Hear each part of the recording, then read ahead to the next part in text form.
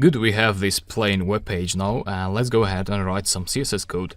So I have the index.html file in here, and then I have the CSS file, which is empty for now.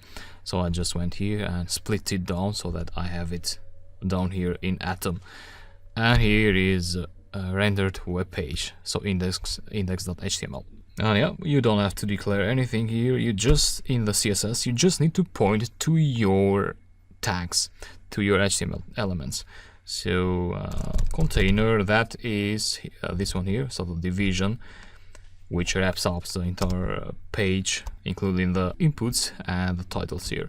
So container, and then you use these curly brackets. So I suppose you know about the margin and these other basic attributes of CSS. I would encourage you to go to a quick CSS tutorial if you don't find something not clear in here. CSS is easy, so width 100% and height as well. We specify the width and the height of the container, and 100% meaning the container will occupy the entire page. And then you have background color. I have noted some colors down here, so this would be something like 4-6 there. Yeah. So what we have so far is this page. So this is the color that I just specified. And also, if you want to change the color of that text now, you'd want to pass color, and maybe this. Yeah. I want to specify how the overflow will behave. So if you pass scroll in here and the element goes outside of the size of the container, you'll get some sliders there. But hidden is more commonly used. Of course, you can experiment with these parameters and see which one works best for you. And let's put the text in the center. So text align, that would be center. Yeah. So it's looking better now, and you can see these margins here outside of the container, so we want to remove them and also fill this empty space with this color. To do that, you'd want to point to the HTML tag and then to the body tag. Height would be 100%. The margin is 0, so we don't want that to be displayed. Yeah, now it's looking much better. Great. What else?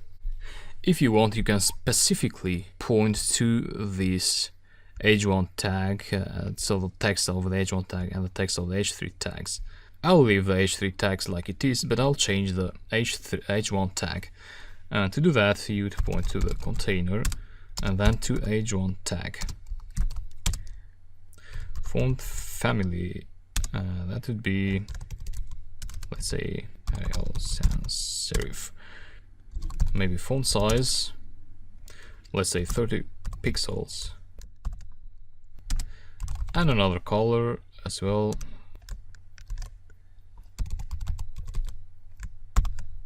Yeah, let's see how this goes. Yeah, the font changed. Maybe we can change the margin, the top margin, let's say 80 pixels, and see how it changes. Yeah, so it's further down now. Good, now let's point to the form, and you could do that by making use of a container class division and then point to the form tag. So let's modify the margin here, pixels, and see how this changes things. Yeah, so the form went further down. That means you are able now to discriminate between the form and the upper text. You can change it wherever you like there.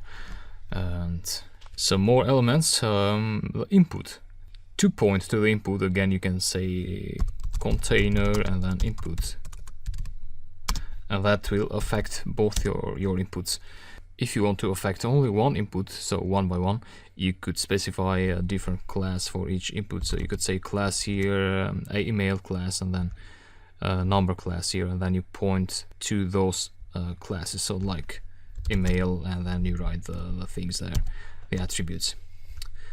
But I'll go ahead and modify both the input fields with the same attributes. So the width would be 350 pixels. Height, let's say 15 pixels. Font size, the same. Margin would be, or let me try what we have so far. And yeah, you can see that we were able to modify the width and the height of these fields. So if you want separation between them, you could do something like margin and then let's say 2 pixels. Save, go there, reload. Yeah, now you see you have a space between. Good. If you see the text starts at the very beginning of the input box. If you wanted to start like further on the right, you could do something like padding and maybe 20 pixels. Yeah. Now looks great. So our form is taking shape.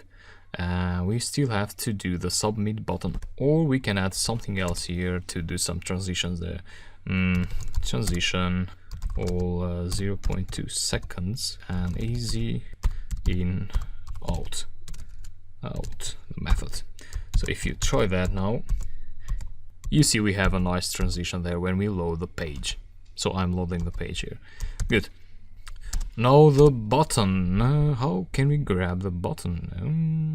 Yeah, container, button, and a width of 70 pixels, height maybe 30 pixels, background color, this time I'll put a color name, steel blue, yeah. Yeah, what do I have so far? Yeah, it's looking good. You can also add a border attribute and then a border color attribute as well to modify the color of your border. Well, I'll leave it like that. And margin maybe 4 pixels. See how that changes things. Yeah. So the button went further down, so we have some space there. Or we can leave it 3 pixels. Yeah, good. So I think this looks good. Maybe we need less space here between the form and the line. So we go to the form. Yeah, maybe reduce this margin 20 pixels. Yeah, this looks better. So that's about our index.html page. How about the success.html page? Let's see how that looks like. Yeah, this looks good as well, I believe. So success.html is this one here. And yeah, or we can put this text further down. So just here maybe. To do that, you use the same CSS, but you'd want to point to the container class of success.html. So container, and then to the p tag. So let's modify the margin there, 200 pixels maybe. That looks, or maybe less, 150, or just 100. Yeah, I think this looks good. So this 100 pixels mean this text, this block here, is 100 pixels away from the left margin and 100 from the upper one, from the top, and 100 from the right, and so on. That means if you want this text to have specific margins from the left and from the right, you know you'd have to pass this left, top, right. But this is good, I think, so I'll leave it like that. And we are done with the CSS and with this lecture. So I hope you enjoyed this lecture. Of course, if you want, you can change this styling but I suggest you don't spend much time with these, because in the next lecture we will be working on the Python script. So yeah, I'll talk to you in the next lecture.